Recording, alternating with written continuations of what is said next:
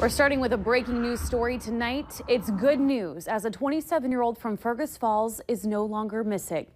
A family member told Valley News Live moments ago that Shayla Helland was located in St. Paul. They believe that she is okay. Police told us that Helland left her group home last week. There was an earlier report that she had been seen at a truck stop in the Twin Cities. Family members are on their way to go pick her up. A new scam is targeting college students. It's simply asking them to log on to their student account. But once a student gives their credentials, they're in trouble. Tonight, Valley News Team's Melanie Palmer takes a look at a couple of new scams that are affecting Minnesota colleges. College students are being warned. It's a new phishing scam looking to steal financial information. Students receive an email with the subject line Star ID deactivation. This email states that if they don't want their account deleted, they need to click on the provided link and put in their student ID and password. Once hackers get access to these credentials, they are changing the students' direct deposit information. What we believe is that scammers are hoping to catch somebody who's green, somebody who maybe is a freshman, super excited to be in college, you're in your first few months. This scam has been affecting students in the Minnesota state system, but so far, no students at Minnesota State University Moorhead. I would say, actually, out of all the email addresses or all the emails that we get here on MSUM campus, over 50% of them are blocked. So many of them are blocked that many students have rarely encountered them. Sometimes one will get put into our emails, but most of the time the school's pretty good at getting them before they get to the students. Emails aren't the only way college students are targeted by scammers. Phone calls requiring payments continue to sweep campuses. Students are getting phone calls saying that they owe a tax on their tuition or an extra fee. And those things aren't true. Whether it's a phone call or email, school officials are ready to help. If you're trying to figure out if a message is legitimate, you can contact the technical support staff at your school. In Moorhead, Melanie Palmer, Valley News Live. And if you receive a call or email demanding money or personal information, do some research before giving them out. You can also help prevent others from being a victim of a scam by reporting any suspicious emails or phone calls to your local police department. And of course, if you need help uncovering fraud and corruption in your community, call us on our whistleblower hotline at 701-237-6576 and then leave your tip. A member of our investigative team will get on the case and go to work to expose the truth. New for you now at 9, the founder of a former horse racing betting company in North Dakota, whose conviction for illegal gambling was overturned, is now asking a judge to clear her name. Susan Bala of Fargo spent 17 months in prison before an appeals court overturned a 2005 conviction against her and her company. Later, a federal judge declined to grant Bala a certificate of innocence she sought to help her recover damages. Bala's attorney, Bob Hoy, says in court documents that Bala might have been premature in applying for the certificate in 2008. However, Hoy says details from an ongoing bankruptcy court battle and other legal rulings support her new application. In April, North Dakota lawmakers approved paying back Bala $15.8 million in taxes. A 36-year-old Minnesota man is dead after crashing into the back of a tractor trailer in Polk County. Officials with the Minnesota State Patrol say the tractor trailer was stopped on Highway 75 just south of Climax when 36-year-old Jason Nelson of Neelsville crashed into it. Nelson was pronounced dead at the scene. He was not wearing a seatbelt. And according to the State Patrol report, roads were dry and alcohol did not play a factor.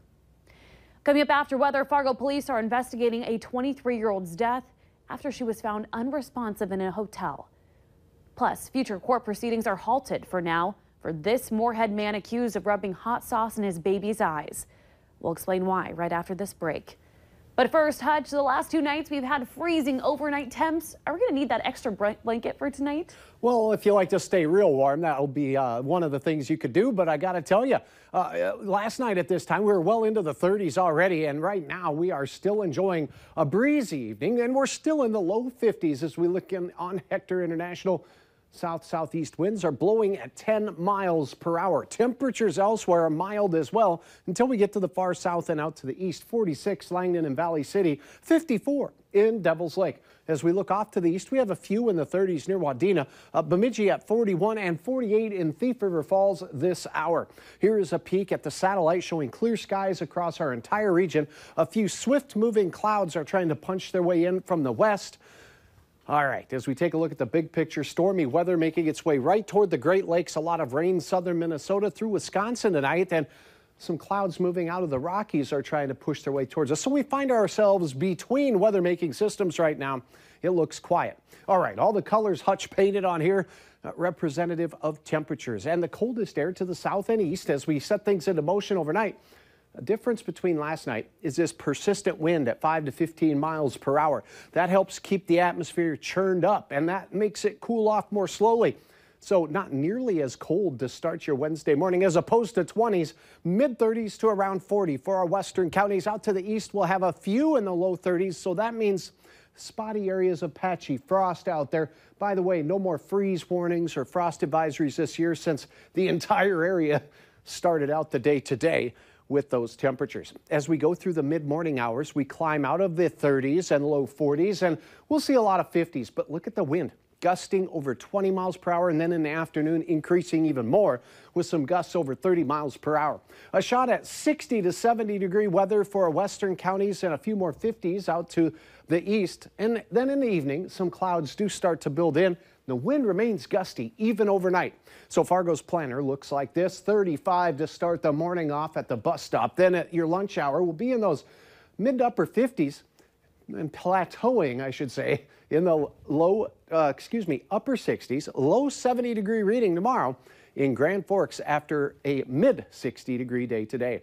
Some beautiful birds out there. Look at these cranes near Earhart, Minnesota. Diane capturing and uploading a dandy photo. Let's take a look at your planning forecast. We're still going to be mild in the Fargo area on Thursday, 70 degrees for a high, but gusty winds again. Enjoy the warm weather while you can, because Friday through the weekend looks much cooler and cloudier with a chance of showers Saturday and into Sunday. But don't fret, because next week it does look like models are hinting at a return to some milder weather. Which would be maybe more 70s? Some 80s, no, I don't think so. I'm just getting excited. We're being a little optimistic there. A little too much for Fargo. We'll see what we can do about 70. All right, thanks, Hutch. And we're also following a developing story tonight. There was a heavy police presence this afternoon at the Red Roof Inn, where the body of a 23-year-old woman from Bismarck was found. The call came in around 1:15 this afternoon about a woman in distress at the motel. Emergency crews found her unresponsive. CPR was used to revive her, but was unsuccessful. We asked investigators, but they aren't saying whether the death was medical or criminal in nature. No name was released, so stick with Valley News Live for further updates on this story. Firefighters in California are working around the clock to contain at least 17 major wildfires raging in the state. At least 15 people have been killed. Thousands of homes and businesses destroyed, mostly in the northern part of the state. Danielle Nottingham has the latest from Santa Rosa, California, where some residents are returning to utter devastation. Everything's burnt to the ground. Nothing's left.